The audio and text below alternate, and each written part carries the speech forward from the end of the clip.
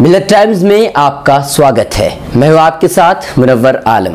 आज हमारे साथ एक ऐसे ख़ास मेहमान मौजूद हैं जो कि हाट से 4 मरतबा एमएलए की सीट जीत करके उन्होंने मुसलमानों की रहनुमाई की और बिहार में मिनिस्ट्री के पद पर भी उन्होंने बहुत दिनों तक काम किया और जिन्हें सीमांचल का गांधी कहा जाता है, उनके बेटे हैं और अभी वह एमपी की सीट जीत करके वह मुसलमानों और सीमांचल के जितने भी लोग हैं उनके जो भी मसाइल हैं उनको मसाइलों को लेकर के सांसद में आवाज़ उठाते हैं और उनकी मसाइल को दूर करने की पूरी कोशिश करते हैं। जी हाँ, आज हमारे साथ मौजूद हैं सरफराज आलम साहब। आपका सर बहुत बहुत स्वागत है। सर मैं आपसे ये जानना चाहूँगा कि जो आपकी सीट मिली है वो आपके वालिद के इंतकाल के बाद सीट मिली। सीट मिलने के बाद लोगों ने आपको वोट दिया, आपको चुना। जो उम्मीदें आपके वालिद से लोगों ने लगा के रखे थे वो उम्मीदें अब भी आपसे है। क्या अब आप जो है उनकी उम्मीदों पर खरा उतरेंगे? उनके जो भी भरोसा आपके पिताजी से, आपके वालिद के साथ उनके भरोसा थे, उनके वो भरोसे पर आप खरा उतरेंगे, कोशिश करेंगे? सर देखिए, ऐसा है कि तस्लीम साहब खुद एक छांट है, एक उनका मिशन था और तस्लीम साहब हमेशा दूरंदेश थे कि आने वाला, उनका सोच ये थी कि 10 साल के बाद क्या होने वाला है, 30 साल की क्या बात होने वाला है। उनका हमेशा रीजन जो रहता था कि आने वाला 30 साल में क्या होगा, आज वो उस सवाल को उठाते था। और जहाँ तक मेरी बात है, तस्लीम साहब के इंतकाल के बाद उस इलाके के बका के लिए, उस इलाके के फलाह के लिए जितने प्रोजेक्ट थे, हमारी कोशिश जारी है। लगातार मेंबर ऑफ पार्लियामेंट होने के बाद डिफरेंट विभागों से, डिफरेंट मिनिस्टरों से कोशिश किया है और हमारी कोशिश है कि जो काम छोड़ गए उसको अमल में लावे और लोगों तक उस बात को पहुंचा। आप पूरी कोशिश में लगे हैं? एकदम ईमानदारी से, दयानतदारी से, मजबूती से। सर एक कुछ इसके लिए, और सुनिए, इसके लिए जो भी हमें शिद्दत उठानी पड़े, जो भी मेहनत करनी पड़े, उसको करेंगे। सर कुछ लोगों का कहना यह है कि आपके वालिद के इंतकाल के बाद आपको सीट मिला और इसी वजह से सिंपैथी के तौर पर लोगों ने वोट दे दिए। कुछ लोगों का कहना यह है, तो क्या आपको लगता है सिंपैथी के तौर पर वोट मिले हैं या फिर आपके वालिद के काम को देख करके लोगों ने आपको चुना है? सर देखिए, तस्लीम के माने ही विकास और काम, उसका माने यही है। और देखिए, तस्लीम साहब की भी है और मैं ये नहीं कहना चाहता हूँ, इतना बड़ा 20 लाख लोगों के बीच में मैं 4 बार एमएलए रहा हूँ। और एक बात और कहना चाहता हूँ, जब मैं एमएलए रहा हूँ, पिछले वोटों से ज़्यादा वोटों से जीता हूँ। काम की बुनियाद पर? इसका मतलब ये काम की बुनियाद पर अपनी भी कुछ होगी, लेकिन लोगों का, पूरे देश का प्यार और दुआएं भी साथ है।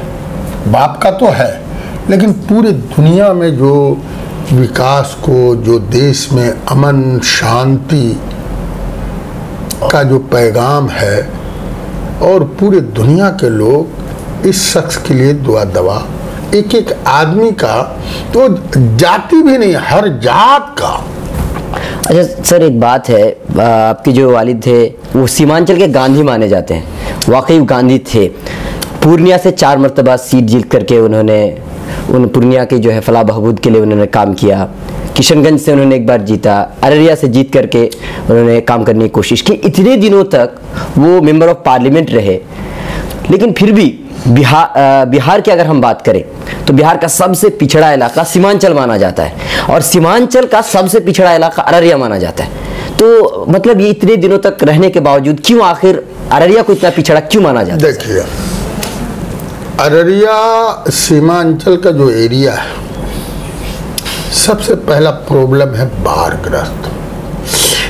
कोसी के कोक में, बिल्कुल सरहद पे उनके पीड़ित है, एकदम बीच में, ठीक, और उनका एक महानंदा बेसिन, बिल्कुल, उसके लिए प्रयास हुआ और भारत सरकार से मनमोहन जी थे 1300 किलोमीटर सड़कें भी गई, तत्मन उसमें सारी फैसिलिटीज थी। लेकिन एक बात जानिए, यही उनकी लड़ाई थी। अगर वो काम हो जाता तो इतना पिछड़ापन नहीं होता। आज भी जिस आदमी ने पैसा ले आने का काम किया, देखिए मॉनिटरिंग करता है बिहार, हर स्टेट का अलग अलग अपना है। मॉनिटरिंग तो बिहार सरकार किया, उसको पीछे कर दिया। अब अररिया में पहला फेज में होना चाहिए था, तीसरा फेज में शेड्यूल जो बनाया, बिल्कुल सर, उसके वजह से पिछड़ा रहा। लेकिन उसने तो पैसा भेजा। अगर 1350 किलोमीटर तटबंध बनना था, अगर बन जाता तो उसका पिछड़ापन दूर हो जाता। फ्लड से सबसे ज़्यादा तबाह है हम। आज अगर डैम हो जाए नेपाल में तो मैं समझता हूँ कि बाढ़ आना बंद हो जाएगा, लोग खुशहाल हो जाए। तो सर आप डैम के लिए क्या कर रहे हैं? मतलब उस सरहद में जो है, जो लोग हैं, बार आ जाता है, तो सरकार से आपने क्या मांग की? लगातार नीतीश जी को भी कहा कि बाहर में है, आपदा में, जैसे कुशा बांध के लिए अभी मैं बिहार गया, उस पर कमिश्नर से मिला, सबसे मिला, बिजली के इशू पर, सारे इशू पर मैं लगातार लगा हुआ हूँ। प्रयास, कोशिश जारी है। सर जो रानीगंज का जो प्रखंड है, वहाँ पे मतलब सरकारी हॉस्पिटल जिसे तो बहुत ही कम है सर, और जो अररिया में सरकारी हॉस्पिटल है, सदर हॉस्पिटल, डॉक्टरों की कमी है वहाँ पे। तो सर ये जो हेल्थ प्रॉब्लम है, वैसे भी बिहार में हेल्थ प्रॉब्लम बहुत ज़्यादा है, तो हेल्थ प्रॉब्लम को लेकर के आप क्या कर रहे हैं सर?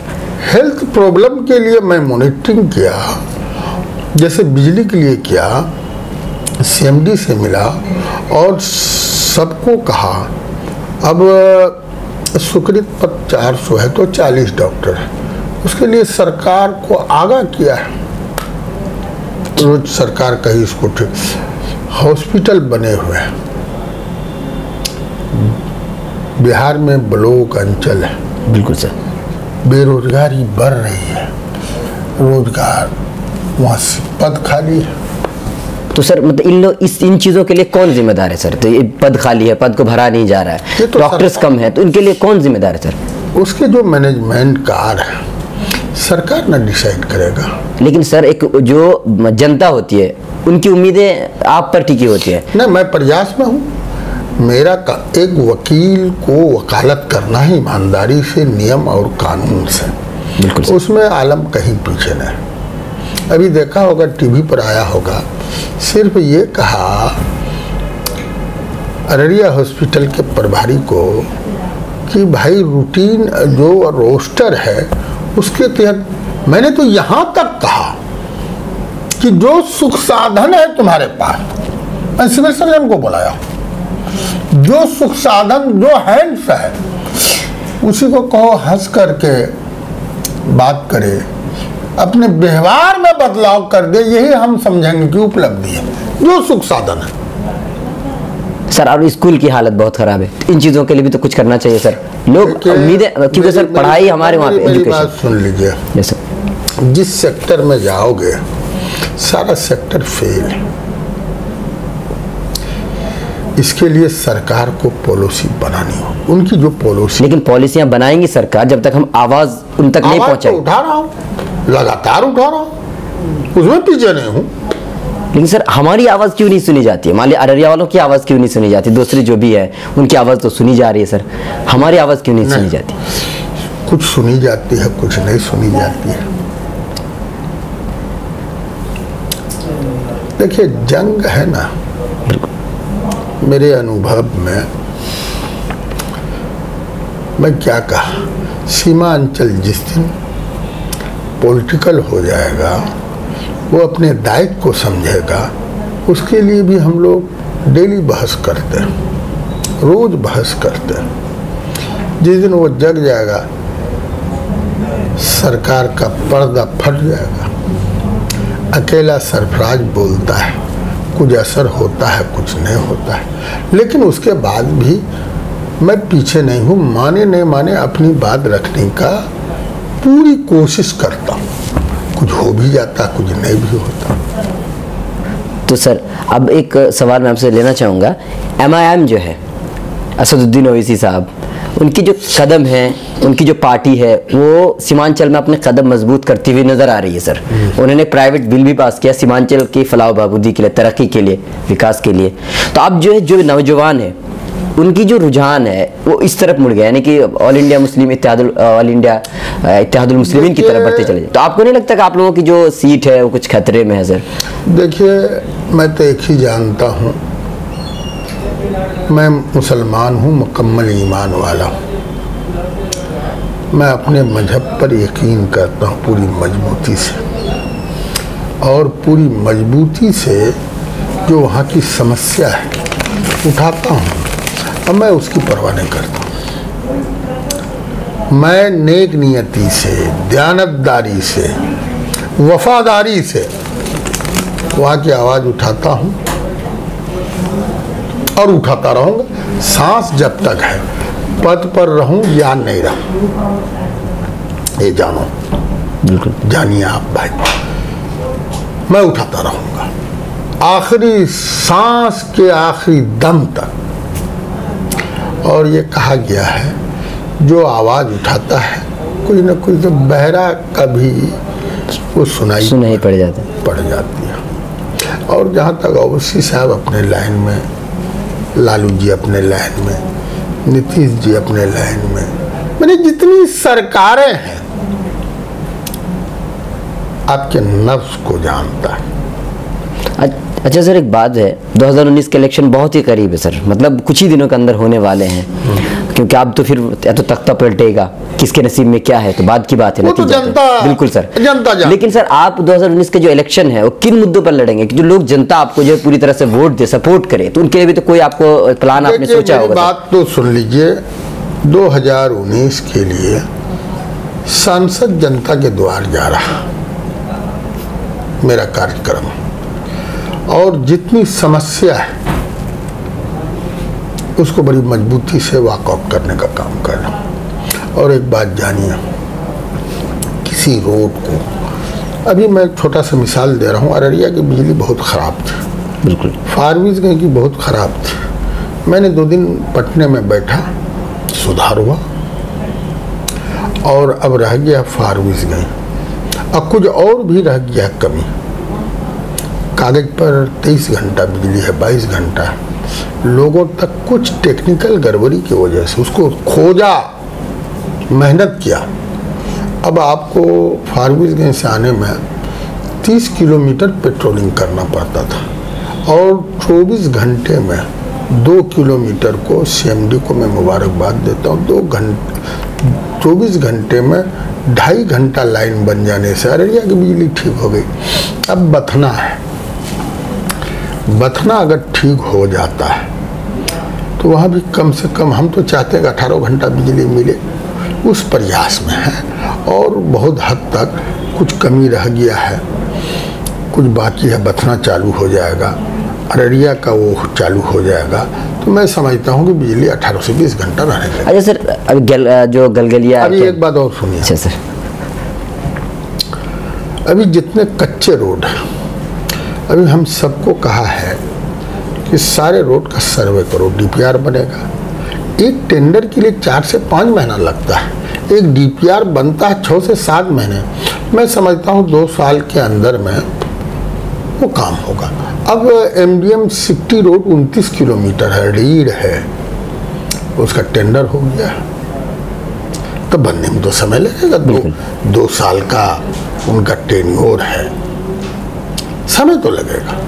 इसे कि जब मैं छुआ हूँ, जब मैं काम करना चाहता हूँ, समय तो लगता है, और लेकिन आने वाला दिन सीमांचल का अच्छा हो जाएगा। मतलब आप बनाएंगे अच्छा पूरी तरह से, मजबूती से। वो कोई ये सियासी को उसमें नहीं है। एक्चुअली होता क्या है सर और एक बात मैं बार बार बोलता हूँ, सरकारें तो झलावा देती है। बिल्कुल सर। अगर प्रतिनिधि मजबूती से अपनी जिम्मेदारी को समझे तो आज ये सवाल आपको नहीं करना। बिल्कुल सर, तो करना नहीं पड़ेगा। लेकिन होता क्या सर, उम्मीदवार जो होते हैं वो चुनाव से पहले बहुत सारे वादे करते हैं, लेकिन चुनाव के बाद फिर नजर नहीं आते। ये बड़ी प्रॉब्लम। ऐसा है, भले आपके नजर में होगा, मेरे बारे में तो जनता बता देगा कि मैं चुनाव के टाइम में आता हूँ कि चुनाव के बाद भी आता हूँ। अच्छा सर, 2019 का जो इलेक्शन है इसमें बीजेपी बिहार में जो है वो मजबूत हो जाएगी, क्योंकि तो वो 4 पार्टियों के साथ जो है गठबंधन कर रही है। अरे वो 20 पार्टियों के साथ हो जाए और आप लोग की सिर्फ 2 पार्टी। अरे सुनिए ना भाई, जनता सर्वोपरि है। जनता किसको रखना चाहती है, किसको नहीं रखना चाहती है। एक बात और जाने, आदरणीय मोदी जी जितने वादे किए शून्य हो गया, और सफाई से जितनी बातें को रखते हैं सिर्फ पुलंदा है, झूठ का पुलंदा। तो सर इसका मतलब 2019 का जो इलेक्शन होगा वो आपके लिए भारी नहीं होने वाला है। देखिए, जनता अगर पसंद करेगी रहूंगा, नहीं करेगी नहीं रहूंगा, लेकिन मेरा जो मैं वहाँ पैदा हुआ है वो दर्द है मुझे, उसके तहत काम करता रहूँ। आज अगर रोजगार होता गुजरात में बिहारियों को, कभी बिहारियों के साथ पूरे देश में नाइंसाफी हो रहा। तो इसके लिए आपने तो आवाज नहीं उठाई सर। आवाज उठा रहा हूँ, टीवी चैनल आज मिले हो भाई, कहाँ उठाऊं, पत्र लिखा, और बहुत बेइंसाफी हो रही। तो बिहार के लिए तो कुछ करना चाहिए ना सर। जैसे मान लिया आप बिहार की बात कर रहे हैं, तो बिहारी जो भी हैं अररिया में, सॉरी दिल्ली में बात करें तो दिल्ली में वही काम करते हैं। लोग कहते हैं कि बिहारी बहुत बड़े बड़े पोस्ट पे हैं, लेकिन फिर भी माना यही जाता है कि जो बिहारी है वो गरीब है। क्यों सर, ऐसा क्यों माना जाता है? आपको क्यों लगता है कि इतने बड़े पोस्ट पे ज्यादा ब्रिलियंट, उससे ज्यादा कामयाब पूरे देश में नहीं होगा। आप जाने कि 5 साल पहले एक एग्जामिनेशन हुआ बैंकिंग का, 20 में 19 लड़का बिहार का आया था। टैलेंट की कमी नहीं, बिहारियों में टैलेंट की कमी नहीं। तो सर किस चीज की कमी है आखिर, वजह क्या होती है सर? क्यों आखिर वहाँ पे बेरोजगारी बढ़ जा रही है? थोड़ा सोच की कमी है। सबने ठगने का काम किया। जो सरकारें आती है